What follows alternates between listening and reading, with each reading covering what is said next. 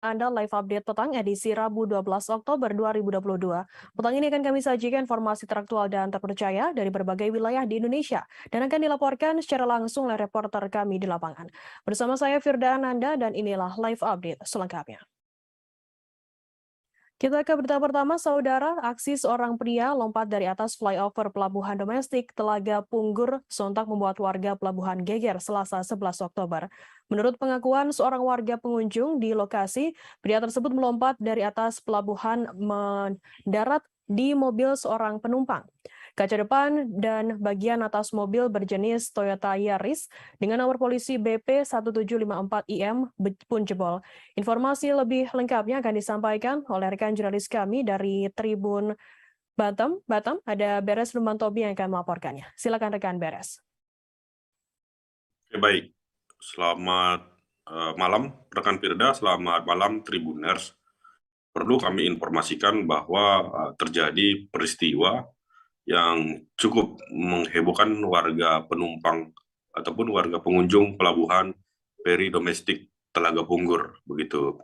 Nah, dalam kejadian ini salah seorang warga begitu terjun bebas ke bawah dari atas flyover pelabuhan. Nah, saat dia terjun bebas tersebut mengenai kendaraan penumpang yang saat itu tengah parkir. Nah, jadi berdasarkan keterangan dari pihak kepolisian begitu bahwa yang bersangkutan saat itu memang dalam gangguan kondisi mental begitu ataupun saat diperiksa juga dan saat diinterogasi bahwa yang bersangkutan dalam kondisi mabuk begitu. Nah, sementara berdasarkan keterangan dari pihak keluarga bahwa pemuda yang diketahui bernama Saipul 32 tahun ini sering mengalami kesurupan begitu. Nah, jadi saat jatuh dan melompat terjun bebas, korban pun tidak mengalami luka parah, hanya sedikit luka di bagian kaki begitu. Saat ini korban sudah ditangani begitu ataupun dirawat. Nah, untuk permasalahan kendaraan, pihak keluarga korban dan pemilik kendaraan juga sudah sepakat untuk diselesaikan secara damai. Nah, mungkin itu demikian rekan Wirda. Terima kasih. Baik, terima kasih rekan Beres Rumantobing dari Tribun Batam atas laporan Anda. Selamat bertugas kembali. Kita beralih ke informasi selanjutnya, saudara. Pembukaan kegiatan International Business Administration Competition di Hotel Arya Duta Manado berlangsung meriah. Pembukaan IBAC diikuti oleh kurang lebih perwakilan dari 20 politeknik se-Indonesia. Dalam sambutannya, Direktur Polindo Mareike mengatakan sangat menyambut baik kedatangan mahasiswa dan dosen dari berbagai kampus politeknik se-Indonesia. Informasi lebih lengkapnya akan disampaikan oleh rekan jurnalis kami dari Tribun Manado, ada Ferdi yang akan melaporkannya. Silakan rekan Ferdi.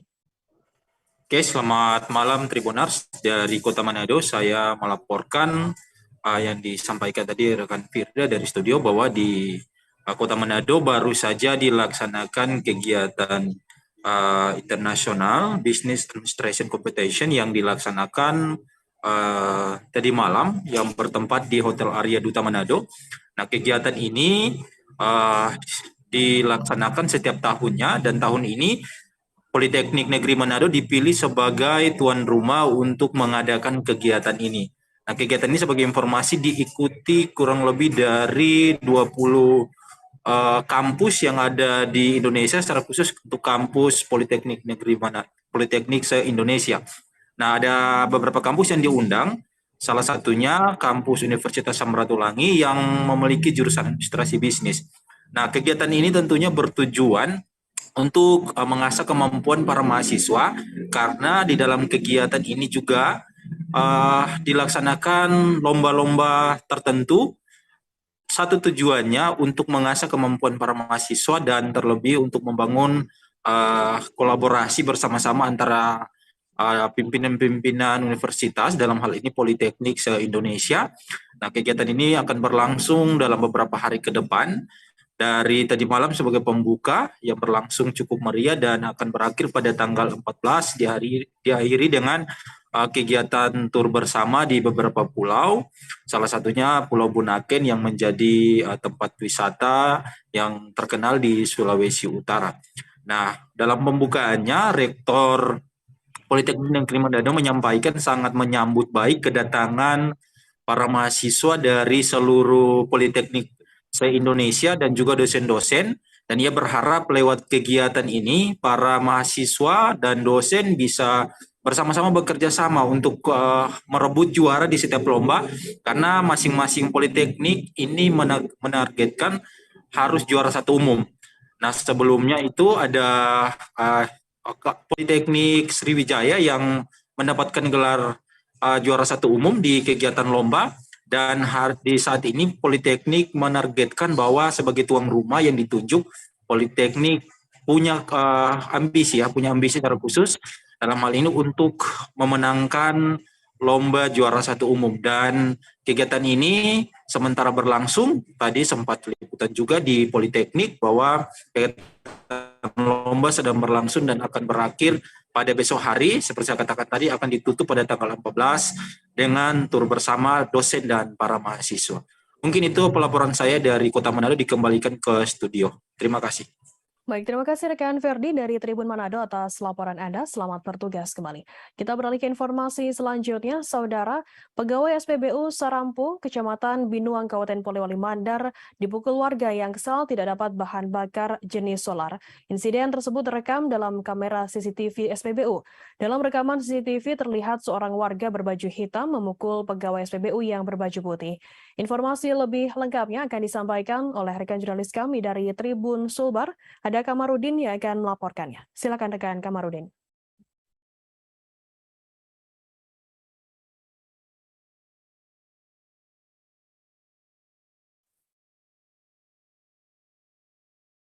Halo rekan.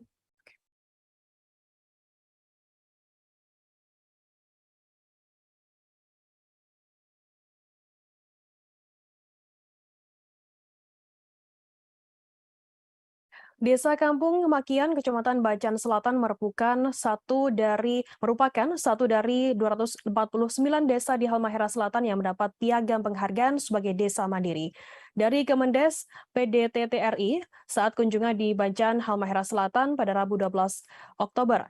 Penyerahan piagam penghargaan diberikan langsung oleh Sekjen Kemendes PDTT RI Taufik Majid kepada Kepala Desa Kampung Makian Gurdam Abu Sama. Informasi lebih lengkapnya akan disampaikan oleh rekan jurnalis kami dari Tribun Ternate, ada Nur Hidayat yang akan melaporkannya. Silakan rekan Nur Hidayat.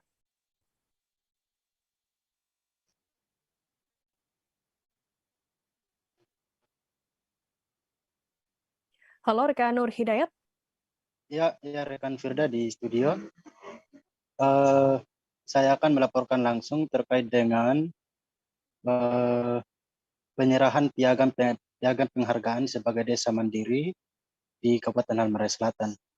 Rekan Firda dan Tribuners, kunjungan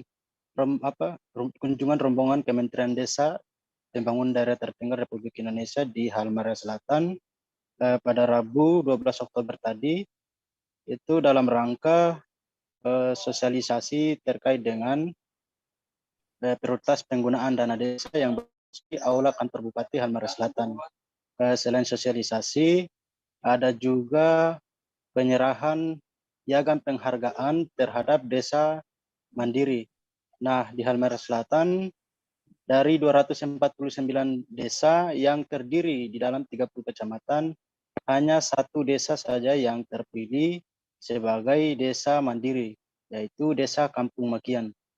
Nah, penyerahan ini diberikan langsung oleh Sekretaris Jenderal Kemendes Taufik Majid di Aula Kantor Bupati Halmahera Selatan.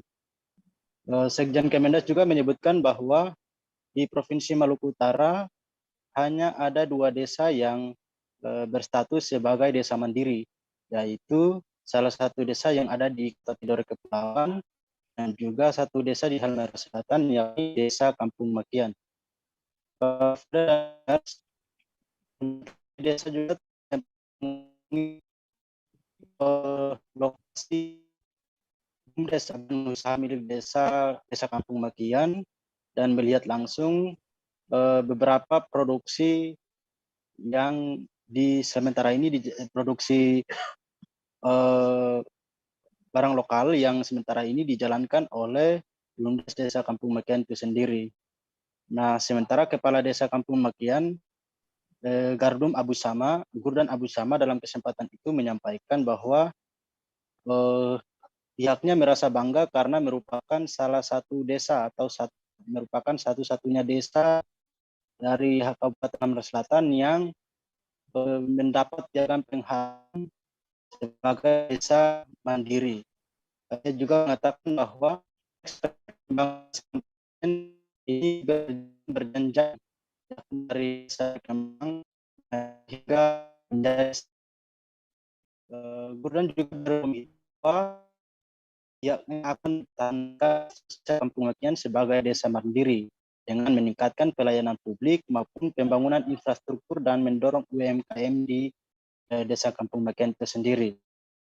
Dalam kesempatan itu juga Desa Kampung Makian Gurdan mengaku bahwa saat ini Desa Kampung Makian memiliki aset berjalan dengan total nilai sebesar 1 miliar rupiah. Nah, itu digerakkan oleh BUMDes yang sementara ini dikelola oleh masyarakat desa itu sendiri, yakni BUMDes yang bergerak pada bidang koperasi atau simpan pinjam yang dijalankan selama 5 tahun itu bisa mencapai 1 miliar rupiah yang saat ini sedang ditabung di salah satu bank. Ia juga mengaku bahwa hasil dari koperasi simpan yang digerakkan oleh BUMDes ini akan diperuntukkan untuk juga bantuan terhadap masyarakat yang juga ada sektor dan ekonomi di mana ada bantuan-bantuan tertentu melalui hasil dari BUMDes meminjamkan dana atau modal terhadap masyarakat yang ingin bergerak pada usaha-usaha kecil. Laporan saya terkait dengan terpilihnya Desa Kampung Makian sebagai desa mandiri di Kementerian Desa PDTT Republik Indonesia. Saya kembalikan ke studio rekan Firda. Baik, terima kasih rekan Nur Hidayat dari Tribun Ternate atas laporan Anda. Selamat bertugas kembali. Tribuners, akan kami tampilkan wawancara dari Kepala Desa Kampung Makian Gurdan Abu Sama dan juga Sekjen Kemendas PDTT RI Taufik Majid. Berikut liputannya untuk Anda. Memang merupakan satu desa yang ada di Halmahera Selatan, yaitu indeks prestasinya meningkat, yaitu dari berkembang, desa maju, berkembang maju sampai ke desa mandiri. Ini kami masyarakat desa Kampung sangat bangga dan antusias sekali, terutama kepada masyarakat ya. Tadi setelah masyarakat mengetahui bahwa kita adalah desa mandiri, maka salah satu Kampung Makian itu kita perlu tingkatkan. Dalam hal ini tentang pelayanan dan kemudian sarana prasarana itu yang diutamakan di desa kita. Dan karena ini semua sudah desa mandiri, maka kita berkomitmen untuk lebih meningkatkan pembangunan yang ada di desa kita. Tadi juga saya sampaikan di Pak Sekjen, yang di Kampung Makian itu bergerak di bidang BUMDes sementara bergerak di bidang simpan pinjam. Simpan pinjam ya? Iya, karena dana kita kan masih agak terbatas. 2017 itu cuma bahwa Desa Makian ini masuk desa mandiri, satu-satunya desa mandiri. Tapi saya datang hari Selasa tunda karena apa? Ada rapat paripurna kabinet dengan Pak Jokowi. Bilang saya dan teman-teman semua kalau itu datang hari Rabu. Sudah siap tiket semua. Ada staf khusus SPnya Pak Ajam ada di sini. Sudah minta pajak. Itu pajak di belakang tuh. Sudah berangkat sampai di sini. Ternyata Pak Menteri WA oleh Presiden langsung. Hari ini ada pertemuan khusus. Rapat terbatas dengan Presiden. Tadi malam sudah beliau telepon Pak Bupati, telepon Pak Wakil Wali Kota Ternate, beliau sangat berhalangan. Jadi beliau menjanjikan dan salam hormat untuk orang semua di sini. Insya Allah beliau akan datang ke Kampung Makian, datang ke Halmahera. Dan mengingat itu. Maaf, saya mau beliau. Kebetulan saya Sekretaris Jenderal, ini dapil saya juga dapil Halmahera Selatan. Saya lahir di Novakiaha. Pegawai SPBU Sarampu Kecamatan Binuang, Kabupaten Polewali Mandar dipukul warga yang kesal tidak dapat bahan bakar minyak jenis solar.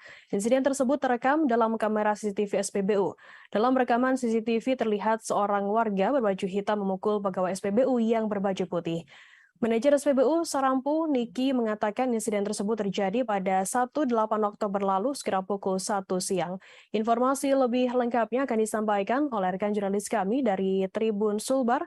Ada Kamarudin yang akan melaporkannya. Silakan rekan Kamarudin. Ya, terima kasih Firda.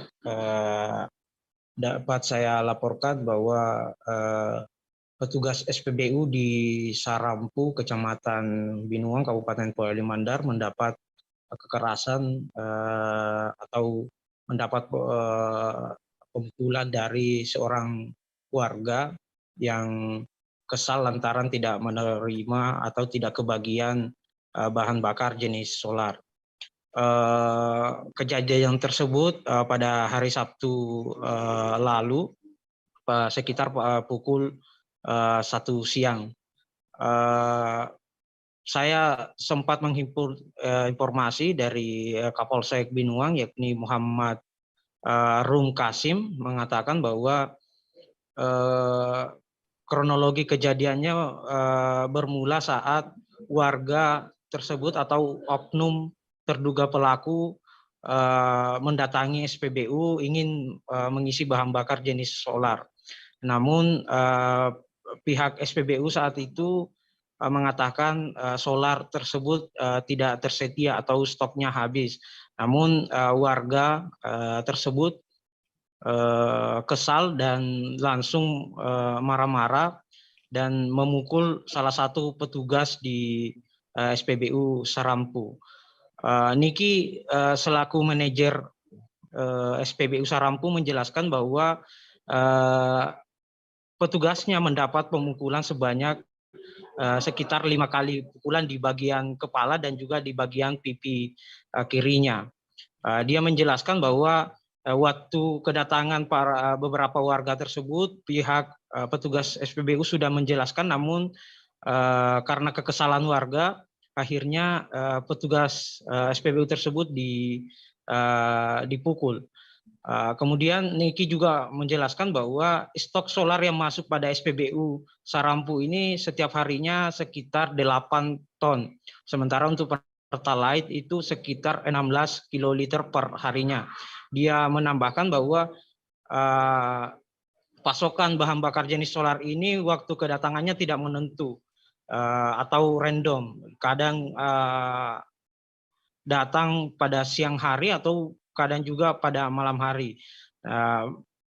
Namun pihak warga yang melakukan pemukulan tetap memaksa bahwa harus diisi bahan bakarnya karena selalu tak kebagian saat antre di SPBU Sarampu.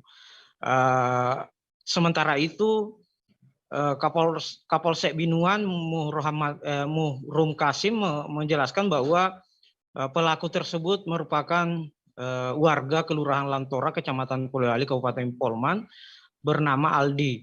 Dia bekerja sebagai supir pengangkut material ke Kabupaten Mamasa. Saat ini kasusnya sedang diselidiki oleh pihak Polsek Binuang dan sementara pelaku dimintai keterangan. Kapolsek Binuang juga menambahkan bahwa penyelesaian kasus tersebut diupayakan dalam restoratif justice atau penyelesaiannya secara kekeluargaan, tergantung pihak korban, karena di Polsek Binuang tidak diberikan kewenangan dalam hak penyelidikan atau lidik sidik. Sementara itu Ikin yang dalam video CCTV yang berbaju putih dipukul warga mengaku mendapatkan pukulan sebanyak 5 kali. Dia juga sudah melaporkan ke pihak berwajib dan berharap kasus tersebut segera diselesaikan oleh pihak berwajib. Dia juga mengatakan bahwa bukti berupa visum di bagian wajahnya sudah dilakukan di polsek tersebut. Demikian Firda yang dapat saya sampaikan. Ya, baik. Terima kasih rekan jurnalis dari Tribun Sulbar atas laporan Anda. Selamat bertugas kembali. Kita beralih ke informasi selanjutnya, Saudara. Bupati Rotendao, Paulina Haning Bulu, mendukung peningkatan perekonomian masyarakat lewat penyerahan bantuan 7 kapal penangkap ikan bagi 7 kelompok nelayan di Rotendao pada Selasa 11 Oktober. Adapun penyerahan kapal dilaksanakan di tempat pendaratan ikan atau TPI Tulandale yang dihadiri oleh Asisten Administrasi Perekonomian dan Pembangunan Armi Saek, Kabak Umum Handrians Besi, kemudian Kepala Dinas Perikanan Yusuf Mesak, serta masyarakat penerima manfaat. Informasi lebih lengkapnya akan disampaikan oleh rekan jurnalis kami dari Pos Kupang, ada Rio Teti yang akan melaporkannya. Silakan rekan Rio.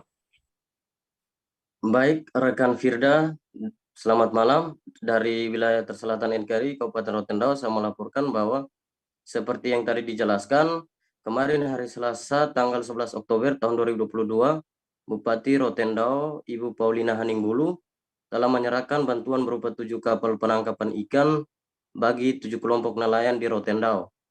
Saat menyerahkan ke-7 kapal tersebut, Bupati Paulina dalam arahannya sangat mengharapkan agar dengan adanya bantuan kapal ikan itu, hasil tangkapan nelayan akan meningkat dan berdampak pada peningkatan pendapatan dan kesejahteraan nelayan. Selain itu, dengan adanya peningkatan produksi tangkapan nelayan, yakni perahu atau kapal ikan sendiri, akan menunjang ketahanan pangan melalui ketersediaan ikan konsumsi dan juga bagi masyarakat. Bupati Rotendao dengan sapaan akrab Bupati Paulina ini juga mengungkapkan penyerahan bantuan 7 kapal bernama Lentera untuk 7 kelompok nelayan di Rotendao tersebar di Kecamatan Pantai Baru, Rote Barat Daya, Luah Hulu, Rote Barat, dan Kecamatan Daunuse.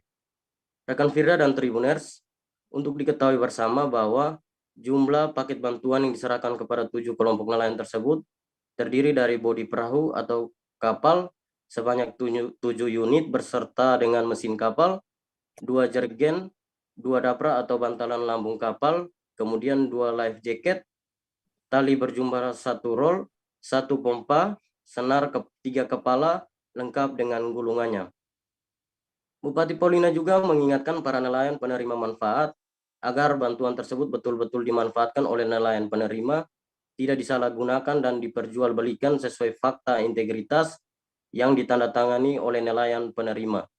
Di samping itu, Bupati juga meminta kepada Dinas Perikanan Kabupaten Rotendao agar melakukan monitoring dan evaluasi secara berkelanjutan berkaitan dengan pemanfaatan paket bantuan ini. Sebagai informasi Tribuners dan rekan Firda, ke-7 kelompok nelayan penerima manfaat tersebut yakni yang pertama kelompok Tunas Baru dengan Ketua Muhammad Iksan, Desa Oenggai, Kecamatan Pantai Baru.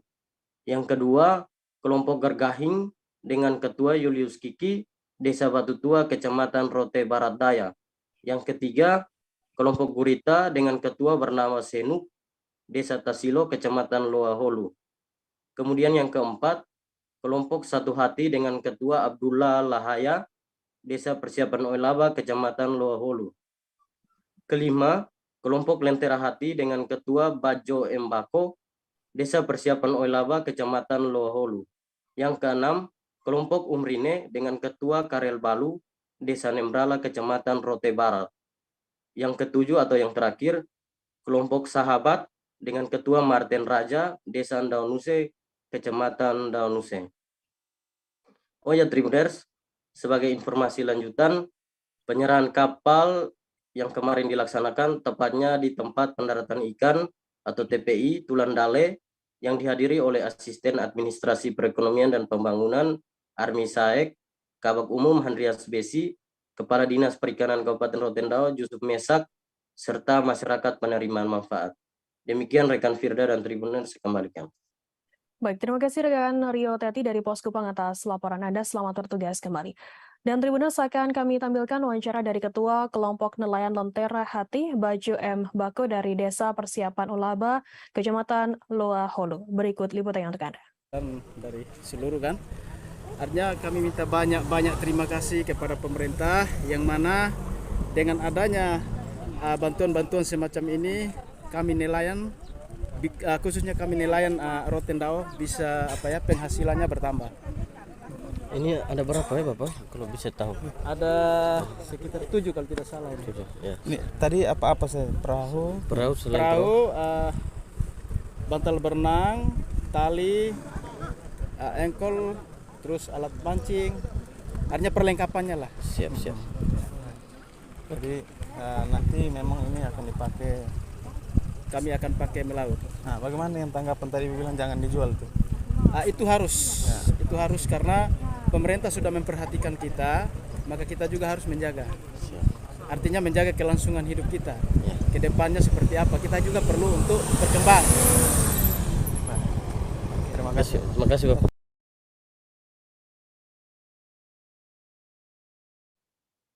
Bupati Majalengka Karna Sobahi menetapkan status siaga bencana di seluruh wilayah Kabupaten Majalengka, Jawa Barat. Seluruh warga diminta waspada terhadap setiap potensi bencana alam. Penetapan itu dilakukan dalam kegiatan apel siaga penanggulangan bencana alam yang digelar di Mapolres Majalengka pada Rabu 12 Oktober. Seluruh unsur terkait terlibat dalam kegiatan tersebut. Informasi lebih lengkapnya akan disampaikan oleh rekan jurnalis kami dari Tribun Cirebon, ada Eki Yulianto yang akan melaporkannya. Silakan rekan Eki. Ya, baik. Terima kasih Firda. Selamat malam Tribuners. Dapat saya laporkan dari Kabupaten Majalengka, Jawa Barat, bahwa pemerintah Kabupaten Majalengka menetapkan status siaga bencana di wilayahnya. Hal itu setelah pemerintah daerah bersama unsur Polres Majalengka serta unsur terkait lainnya menggelar apel siaga bencana di halaman kantor kepolisian Polres Majalengka pada Rabu pagi tadi.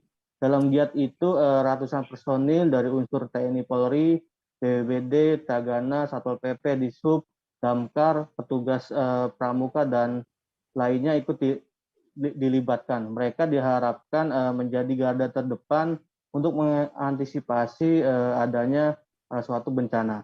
Selain itu, apel siaga tersebut juga melaksanakan simulasi penanganan bencana alam mulai dari pendirian posko darurat hingga proses mengevakuasi korban bencana. Dalam kesempatan itu, Bupati Majalengka Karna Sobahi mengatakan pihaknya sudah merasakan bahwa cuaca akhir-akhir ini mulai tidak bersahabat, sehingga pihaknya merasa perlu apel siaga bencana dilakukan. Orang nomor 1 di Majalengka itu mengatakan sejauh ini terdapat beberapa potensi bencana di Majalengka, seperti banjir, longsor, kebakaran, hingga cuaca ekstrim. Untuk itu, antisipasi yang dilakukan salah satunya dengan cara mengedukasi warga hingga memperhatikan kondisi kebersihan di lingkungan sekitar. Nah, mantan Kepala Dinas Pendidikan itu juga memastikan bahwa pihaknya juga melakukan keberpihakan anggaran daerah untuk penanggulangan bencana. Anggaran tersebut dialokasikan kepada BPBD dan didorong oleh biaya tidak terduga atau BTT. Nah, selain apel ini, pemerintah daerah juga akan menindaklanjuti dengan melaksanakan rapat koordinasi yang lebih teknis, yang mana pesertanya nanti bersentuhan langsung dengan masyarakat, seperti dari Kapolsek dan Ramil, relawan, camat, kepala desa, dan lain sebagainya. Nah, sementara dalam kesempatan itu, Kapolres Majalengka, AKBP Edwin Alfandi, juga menyampaikan menurut laporan yang disampaikan BPBD bahwa sampai September 2022 dari awal tahun sudah ada 159 kejadian bencana alam yang didominasi oleh cuaca ekstrim, longsor dan banjir. Adapun akibat bencana tersebut puluhan rumah ikut terdampak, sehingga pihaknya sengaja melaksanakan giat apel siaga bencana yang dimaksudkan untuk bisa siap siaga dalam mengantisipasi setiap kejadian bencana alam di Kabupaten Majalengka. Nah, sebab menurut Kapolres, kejadian bencana alam tidak bisa dihindari, namun perlu juga mempersiapkan beberapa dampak yang akan terjadi dari bencana tersebut. disebutkan bahwa pada tahun 2022 ini sudah terjadi beberapa bencana yang tercatat di wilayah Kabupaten Majalengka. Di antaranya ada banjir sebanyak 12 kejadian, erosi tanah 16 kejadian, longsor 63 kejadian, pergerakan tanah 3 kejadian, kebakaran hutan 9 kejadian, dan bencana cuaca ekstrim 47 kejadian. Demikian, Firda. Ya, baik. Terima kasih rekan Eki Yulianta dari Tribun Cirebon atas laporan Anda. Selamat bertugas kembali. Kita beralih ke informasi selanjutnya, Saudara. Seorang warga desa Tanah Merah, Kecamatan Tanah Lia, Kabupaten Tanah Tidung diduga diterkam buaya. Kasih Ops Basarnas Tarakan, Dede Haryana mengatakan kejadian tersebut diketahui pada hari Senin 10 Oktober.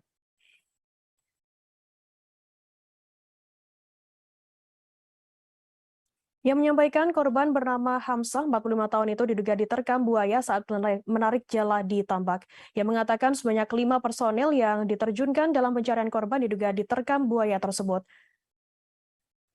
Informasi lebih lengkapnya akan disampaikan oleh rekan jurnalis kami dari Tribun Kaltara, ada Risnawati yang akan melaporkannya.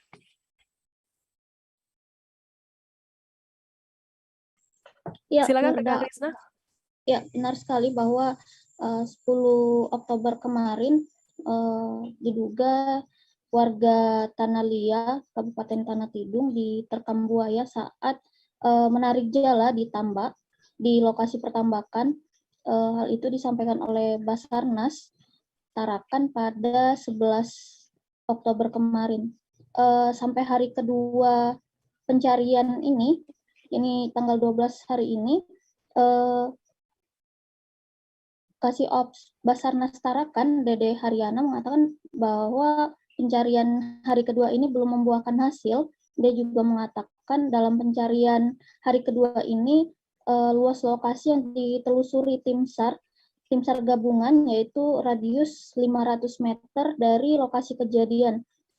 Dia juga mengatakan bahwa lokasi pencarian ini nantinya akan diperluas sampai 1 nautical mile. Itu dimungkinkan untuk diperluas jika pada pencariannya tidak membuahkan hasil nantinya. Dia juga mengatakan bahwa yang terlibat dalam pencarian hari kedua ini adalah Basarnas Tarakan, Senkom Tarakan, Polairut, dan masyarakat setempat.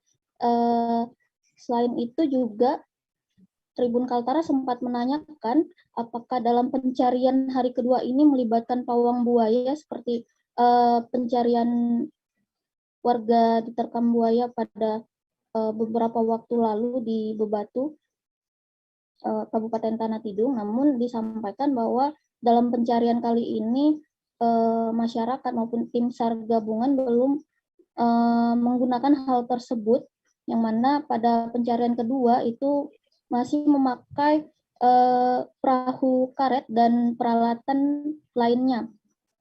Kemudian juga disampaikan sarana yang digunakan dalam pencarian korban itu ada D-Max, kemudian 1 unit RIB, 1 set peralatan medis dan peralatan komunikasi.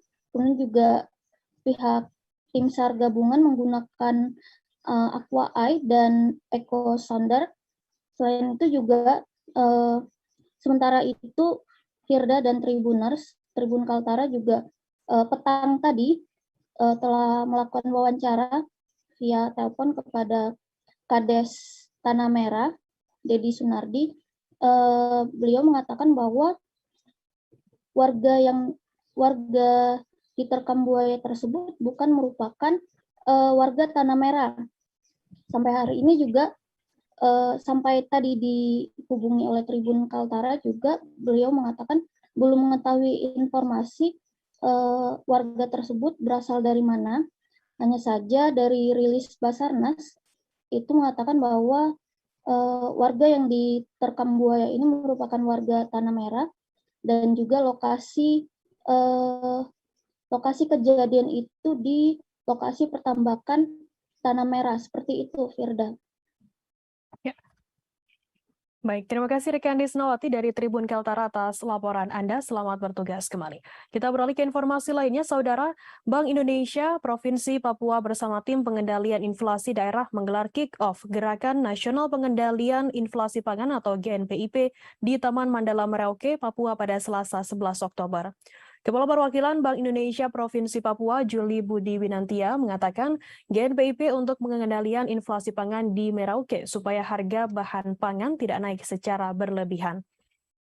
Informasi lebih lengkapnya akan disampaikan oleh rekan jurnalis kami dari Tribun Papua, ada Hidayatillah yang akan melaporkannya. Silakan rekan Hidayah. Baik, rekan Firda dan Tribuners dimanapun berada, dapat saya laporkan bahwa Bank Indonesia Provinsi Papua telah kick-off Gerakan Nasional Pengendalian Inflasi Pangan di Kabupaten Merauke, Provinsi Papua kemarin.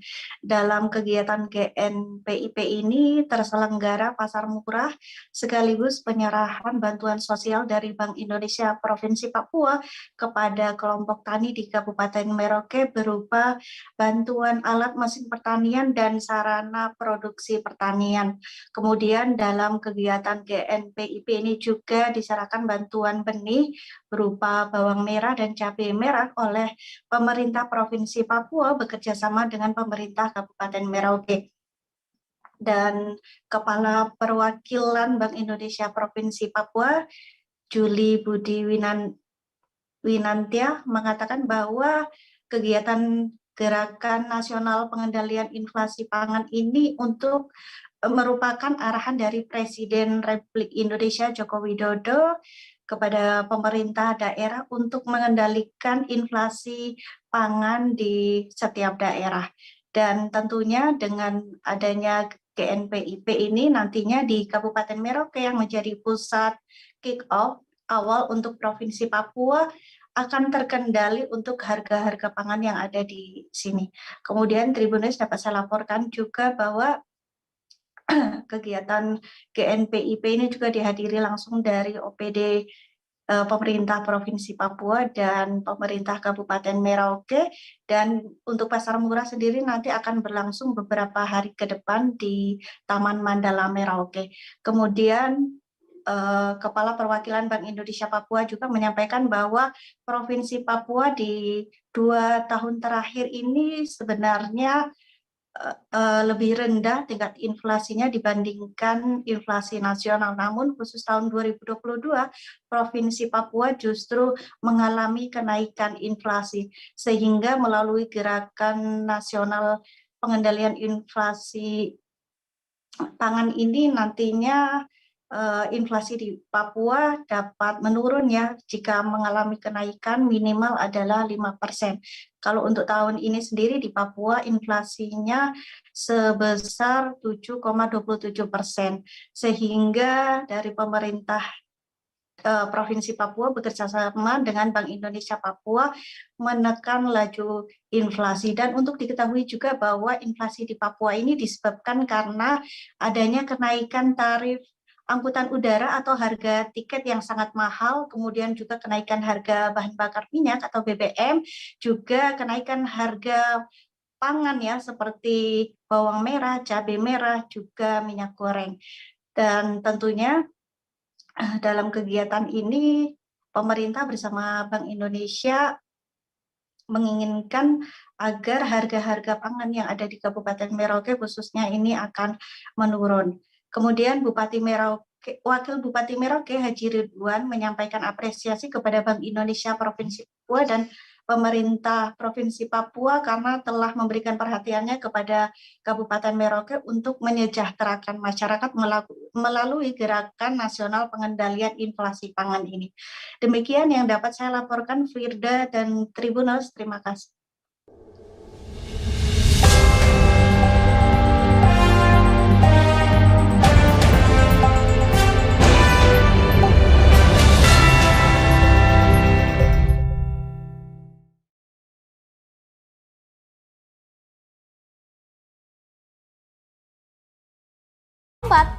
Sang pemandu menyiapkan peralatan snorkeling seperti jaket, masker, dan kacamata snorkeling.